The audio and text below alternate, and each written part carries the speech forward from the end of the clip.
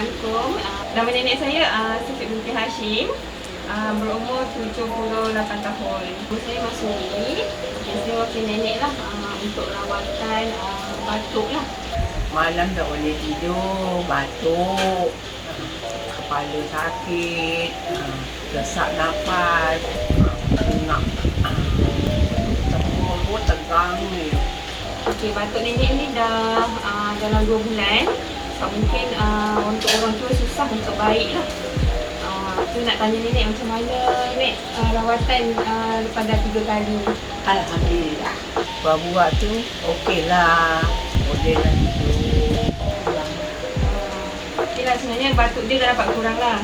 Sebab kita dah buat 3 kali rawatan. Untuk first rawatan tu memang ada nampak perubahan lah.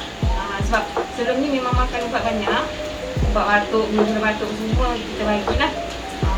Tapi lepas rawatan ni memang ada perkembangan yang baik lah untuk nenek. Sebab untuk orang tua kita nak bawa ke klinik memang susah.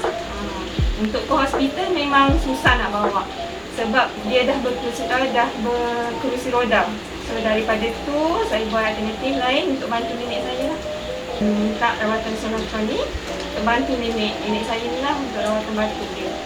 So memang banyak perubahan lah.